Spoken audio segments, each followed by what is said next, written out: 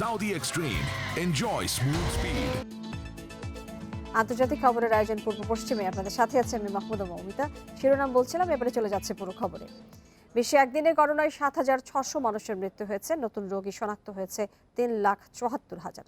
এ নিয়ে বিশ্বে করোনায় মোট মৃত্যু 39,53,000 ছাড়িয়েছে। মোট আক্রান্তের সংখ্যা 18,25,00,000-এর বেশি।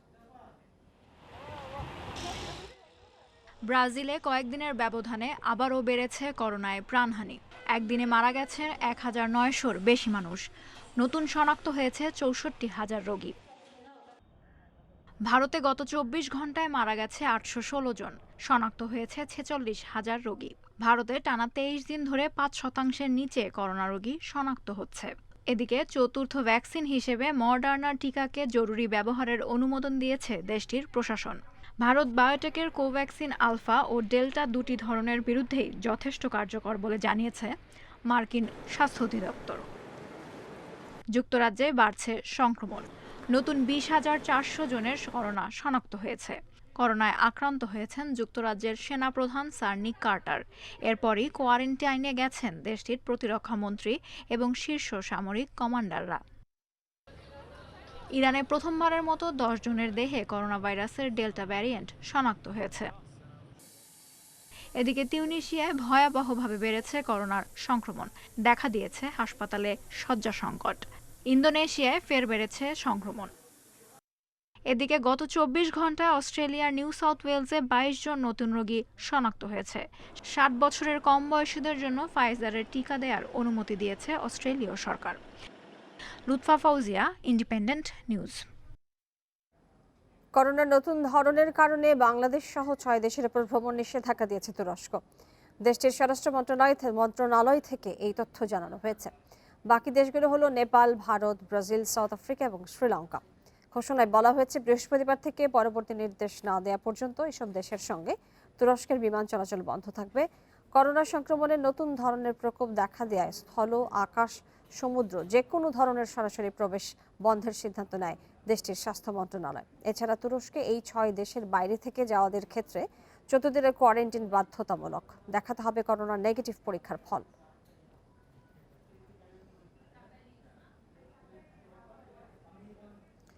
মুম্বাইয়ের 50% শিশুর শরীরে করোনার অ্যান্টিবডির উপস্থিতি মিলেছে।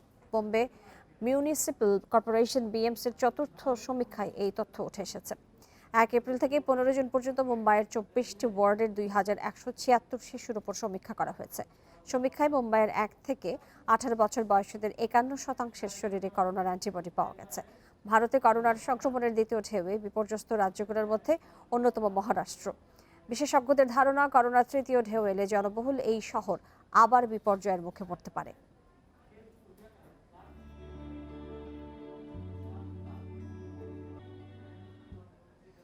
চিকিৎসা অবকাঠামোর দুর্বলতার কারণে করোনা মোকাবিলায় হিমশিম খাচ্ছে উত্তর কোরিয়া। দেশটিতে নতুন করে সংক্রমণ বেড়ে যাওয়ায় সমস্যা আরও বেড়েছে। করোনা মোকাবিলায় দায়িত্বে অবহেলার অভিযোগে কয়েকজন ঊর্ধ্বতন কর্মকর্তাকে বদলি করেছেন দেশটির সর্বোচ্চ নেতা কিম জং উন। দেশটির রাষ্ট্রীয় সংবাদ মাধ্যম কেসিএনএ জানিয়েছে, কর্মকর্তাদের দক্ষতার অভাব এবং কর্তব্যে অবহেলার কারণেই দেশটিতে গুরুত্বপূর্ণ কাজ বাস্তবায়ন সম্ভব হয়নি।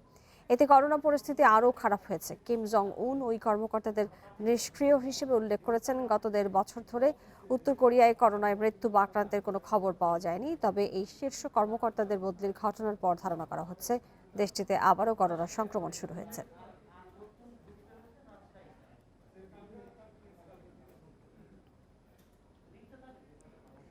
তীব্র দাবদাহে পড়ছে কানাডার উত্তর পশ্চিমাঞ্চল। দেশটিতে এই সপ্তাহে মারা গেছে 230 জন। প্রচণ্ড গরম থেকেই এসব মৃত্যু হয়েছে বলে ধারণা পুলিশ কর্তৃপক্ষের। সোমবার কর্তৃপক্ষ জানিয়েছে, মঙ্গলবার ব্রিটিশ কলম্বিয়ার লিটনে তাপমাত্রা ছিল রেকর্ড 49.5 ডিগ্রি সেলসিয়াস। তীব্র দাবদাহের মুখে শীতপ্রধান দেশ কানাডা। চলতি সপ্তাহে প্রতিদিন রেকর্ড ভাঙছে তাপমাত্রা। ব্রিটিশ কলম্বিয়া রাজ্যে 230 জনের মৃত্যুর খবর পাওয়া গেছে। অতিরিক্ত গরম থেকে এসব মৃত্যু হয়েছে বলে ধারণা কর্তৃপক্ষের। শুক্রবার থেকে এসব মৃত্যু রেকর্ড করা হয়েছে। ভ্যাঙ্কুভারে 60 জনের বেশি মানুষের মৃত্যু হয়েছে। কর্তৃপক্ষ জানায়, এসব মৃত্যু তাপমাত্রার কারণেই হয়েছে কিনা তা তদন্ত করে দেখা হচ্ছে। এক বিবৃতিতে বলা হয়েছে, ব্রিটিশ কলম্বিয়া রাজ্যের জনবহুল শহর ভ্যাঙ্কুভার ও পাশের বার্নাবি শহরে বেশিরভাগ মৃত্যুর ঘটনা ঘটেছে। মৃতদের বেশিরভাগই বয়স্ক। এছাড়াও অতিরিক্ত গরম থেকে 107 জনের শ্বাসকষ্ট এবং 32 জনের হিটস্ট্রোক হয়। সোমবার ব্রিটিশ কলম্বিয়া রাজ্যের তাপমাত্রা ৪৯.৫ ডিগ্রি সেলসিয়াস রেকর্ড করা হয়। এর আগে কানাডা জুড়ে তাপমাত্রা কখনোই ৪৫ ডিগ্রি সেলসিয়াসের ওপরে ওঠেনি বলে জানান আবহাওয়াবিদরা। সপ্তাহ জুড়ে এই দাবদাহ চলবে বলে জানিয়েছেন তারা। দক্ষিণ প্রশান্ত মহাসাগরের উত্তর পশ্চিমাঞ্চল জুড়ে গত কয়েকদিন ধরে তাপমাত্রা বেড়ে যাওয়ায় কানাডার তাপমাত্রা চরম আকার ধারণ করেছে। ব্রিটিশ কলম্বিয়া, আলবার্টা, সাসকাচেওয়ান সহ বেশ কয়েকটি শহরে দাবদাহের সতর্কতা জারি করেছে দেশটির আবহাওয়া অধিদপ্তর। টিকা কেন্দ্রগুলো সাময়িক সময়ের জন্য বন্ধ রাখা হয়েছে। এই গরমে প্রয়োজন ছাড়া ঘর থেকে বের না হওয়ার পাশাপাশি বেশি করে পানি পানের পরামর্শ দিচ্ছেন চিকিৎসকরা। এদিকে এ সপ্তাহে যুক্তরাষ্ট্রের সিয়াটল ও পোর্টল্যান্ড সহ অনেক জায়গায় রেকর্ড তাপমাত্রা দেখা যায়। Lutfa Fouzia, independent news. মিয়ানমারের কারাগারে সুচির নেতৃত্বাধীন ন্যাশনাল লিগ অব ডেমোক্রেসির কর্মীদের উপর ভয়াবহ নির্যাতন চালাচ্ছে সেনাবাহিনী। দলের প্রভাবশালী নেতাদের ধরতে বন্দীদের উপর চলছে অত্যাচার। সম্প্রতি ইয়াঙ্গুন কারাগার থেকে মুক্তি পাওয়া এক মার্কিন সাংবাদিক সিএনএনকে দিয়েছে এই তথ্য। নির্বাচনে অনিয়মের অজুহাতে গত ১ ফেব্রুয়ারি মিয়ানমারের ক্ষমতা দখল করে সেনাবাহিনী। গ্রেপ্তার হন নির্বাচনে জয়ী ন্যাশনাল লিগ অব ডেমোক্রেসি নেত্রী অং সান সুচি সহ বেশ কয়েকজন শীর্ষ নেতা। সেনা অভ্যুত্থানের বিরুদ্ধে বিক্ষোভে এ পর্যন্ত মারা গেছেন ৮০০-র বেশি মানুষ। গ্রেপ্তার হয়েছেন কয়েক হাজার গণতন্ত্রপন্থী নেতাকর্মী। এনএলডির নেতাদের ধরতে প্রায় প্রতিদিনই অভিযান চালাচ্ছে নিরাপত্তা বাহিনী। গ্রেপ্তার কর্মীদের ওপর ভয়াবহ নির্যাতনের তথ্য দিলেন সম্প্রতি ইয়াঙ্গুন কারাগার থেকে মুক্তি পাওয়া মার্কিন সাংবাদিক নাথান মং। গত ১৫ জুন থেকে কারাবন্দী অবস্থায় জান্তা বাহিনীর এসব নির্যাতন প্রত্যক্ষ করেন তিনি। যুক্তরাষ্ট্রে ফিরে এসব তথ্য গণমাধ্যমকে জানান নাথান। তিনি বলেন, গভীর রাতে বিভিন্ন স্থানে অভিযান চালিয়ে এনএলডির নেতাকর্মীদের কারাগারে ধরে আনা হয়। এরপর দলের শীর্ষ নেতাদের তথ্য ও অবস্থান জানতে কর্মীদের শরীরে সিগারেটের আগুনে পোড়ানো, ব্যাপক মারধর সহ চালানো হয় নানা ধরনের নির্যাতন। চোখ ও হাত বাঁধা থাকত, টানা ৩-৪ দিন ঘুমাতে দেয়া হয় না। ওই সময় অমানবিক নির্যাতনের সাথে চলত বিরামহীন জিজ্ঞাসাবাদ। অন্য ভবন থেকেও সবসময় বন্দীদের চিৎকারের শব্দ পেতাম। সেনাদের উপর গোপন কারাগারে অত্যাচারের শিকার হয়েছেন নাথান নিজেও। এই গোপন কারাগারকে সাক্ষাৎ নরক বলে আখ্যা দেন তিনি।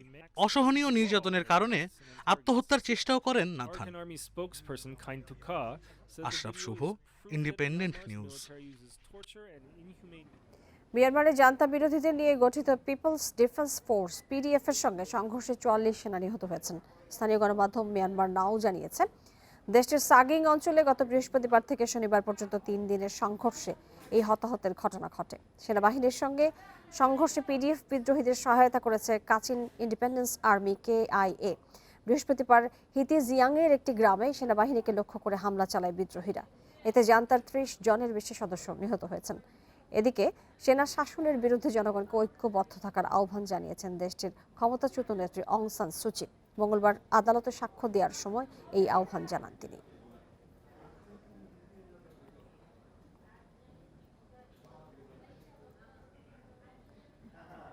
ভারতের বিহারে বজ্রপাতে 11 জন মারা গেছে, আহত হয়েছে 6 জন। মঙ্গলবার বিহারের বিভিন্ন জায়গায় হতাহতের এই ঘটনা ঘটে বলে জানিয়েছে ভারতের দুর্যোগ ব্যবস্থাপনা কর্তৃপক্ষ। তারা জানিয়েছে, আহতদের মধ্যে 4 জনের অবস্থা আশঙ্কাজনক। এদিকে বর্ষার শুরু থেকে বিহারে 339 মিলিমিটার বৃষ্টি রেকর্ড করা হয়েছে, যা স্বাভাবিকের চেয়ে 139% বেশি। এর কারণে বিহারের পশ্চিমের চাম্পারান, পূর্ব চাম্পারান, গোপালগঞ্জ এবং সরন জেলায় বন্যা দেখা দিয়েছে। 4 জেলার 65টি গ্রাম তলিয়ে গেছে। ক্ষতিগ্রস্ত হয়েছে 80,000 মানুষ। এদিকে বন্যায় এখনও কোনো হতাহতের খবর পাওয়া যায়নি। প্লাবিত অঞ্চল থেকে 10,000 মানুষকে নিরাপদ আশ্রয়ে সরিয়ে নেওয়া হয়েছে।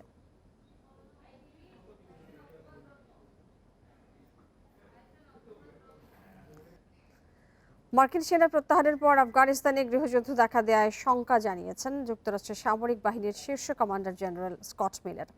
মঙ্গলবার এই নিয়ে শঙ্কা জানান আফগানিস্তানে মার্কিন অভিযানের নেতৃত্বে থাকা এই কর্মকর্তা।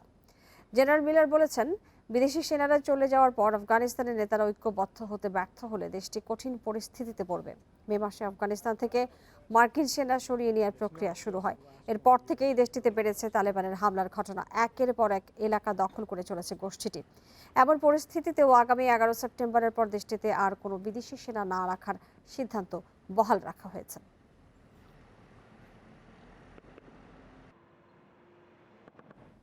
হংকংয়ের জাতীয় নিরাপত্তা আইনের আওতায় এখনো পর্যন্ত 117 জনকে গ্রেপ্তার করা হয়েছে। গ্রেপ্তারকৃতদের বেশিরভাগই গণতন্ত্রকামী রাজনীতিক, বিক্ষোভকারী সাংবাদিক এবং শিক্ষার্থী। 2020 সালে এই আইন পাশের মাধ্যমে হংকংয়ের উপর চীনা প্রভাব বাড়ছে। এরই মধ্যে প্রভাব পড়েছে হংকংয়ের দৈনন্দিন জীবনযাপনেও। জাতীয় নিরাপত্তা আইনের আওতায় মূল ভূখণ্ডের অন্যান্য মেগাসিটির মতো হংকংকেও আরেকটি মেগাসিটি হিসেবে প্রতিষ্ঠা করতে চেষ্টা করছে বেইজিং, যেখানে বিরোধিতার কোনো সুযোগ থাকবে না। যদিও চীন শুরু থেকেই দাবি করে আসছে শহরের স্থিতিশীলতা ফিরিয়ে আনতে এই নতুন আইনের দরকার রয়েছে, কিন্তু বিশেষজ্ঞদের মতে এর মাধ্যমে এক দেশ দুই ব্যবস্থা নীতির লঙ্ঘন করেছে চীন।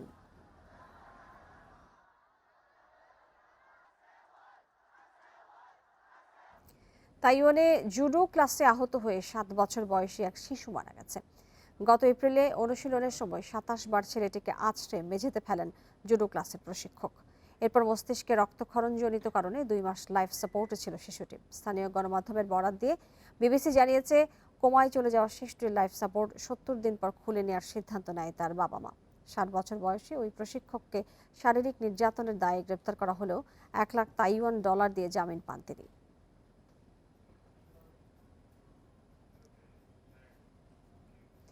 শারীরিক প্রতিবন্ধকতা যে কোনো বাধা নয়, আবারও তার নজির তৈরি করলেন রুশ শিল্পী ফেওডর সুদারচিকভ। পায়ের সাহায্যে ছোট কৃত্রিম হীরা দিয়ে সুন্দর শিল্পকর্ম বানিয়েছেন তিনি। রাশিয়ার সেন্ট পিটার্সবার্গের লাইব্রেরিতে প্রথম প্রদর্শন এবং বিক্রির জন্য তোলা হয় তার শিল্পকর্মগুলো। রুশ শিল্পী ফেওডর সুদারচিকভ জন্মগত বিকলাঙ্গ হলেও থেমে নেই শিল্পের প্রতি তার আসক্তি। পায়ের সাহায্যে ছোট কৃত্রিম হীরা বা রঙিন ক্রিস্টাল দিয়ে তৈরি করেছেন নানা শিল্পকর্ম। এসব শিল্পকর্মগুলো প্রথম প্রদর্শন ও বিক্রির জন্য তোলা হয় রাশিয়ার সেন্ট পিটার্সবার্গের লাইব্রেরিতে। আজ পৃথিবীর সবচেয়ে সুখী মানুষ আমি, কারণ আমার শিল্প দেখতে এখানে অনেকেই এসেছেন। সবাই প্রশংসা করছেন। পা দিয়ে এত নিখুঁত ছবি বানানো দেখে বিস্মিত দর্শনার্থীরা। এই ছবি হাত দিয়ে তৈরি করাই কঠিন, সেখানে তিনি সেটি পা দিয়ে বানিয়েছেন। জীবন সংগ্রামে তিনি সবকিছুই অর্জন করেছেন বলে মনে করি। খুব একটা সহজ ছিল না সুদারচিকভের জীবন। জন্মের পরই বিকলাঙ্গের কারণে ছেড়ে যায় বাবা মা, পরে বেড়ে ওঠেন এতিমখানায়। আমার শিক্ষক বলেছিলেন, তুমি যদি নিজের জন্য কিছু করতে না পারো, তোমার জন্য তা কেউ করে দেবে না। তোমার বাবা মা নেই। সেই কথাগুলোই আমাকে অনুপ্রাণিত করেছে। আনুষ্ঠানিক কোনো শিল্প প্রশিক্ষণ নেননি সুদারচিকভ। 2 বছর আগে রঙিন ক্রিস্টাল দিয়ে ছবি তৈরির কাজ শুরু করেন। 90 বাই 60 সেন্টিমিটারের এই ছবি বানাতে তার সময় লেগেছে 50 দিন। ভবিষ্যতে আরও বড় ক্যানভাসকে নিজের শিল্পকর্মে সাজিয়ে তোলার পরিকল্পনা আছে তার। সায়রা খান, ইন্ডিপেন্ডেন্ট নিউজ। 9 বছর পর মিলল কিংবদন্তি শিল্পী পাবলো পিকাসোর একটি ছবির সন্ধান। গ্রিসের পুলিশ বলছে, রাজধানী এথেন্সে অভিযানের সময় উদ্ধার হয়েছে সেটি।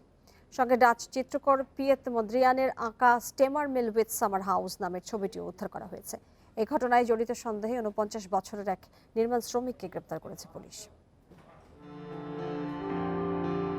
প্রথম ছবিটি বিখ্যাত স্প্যানিশ চিত্রকর পাবলো পিকাসোর আঁকা, নাম উইমেন্স হেড। দ্বিতীয়টি ডাচ চিত্রকর পিয়েত মন্দ্রিয়ানের।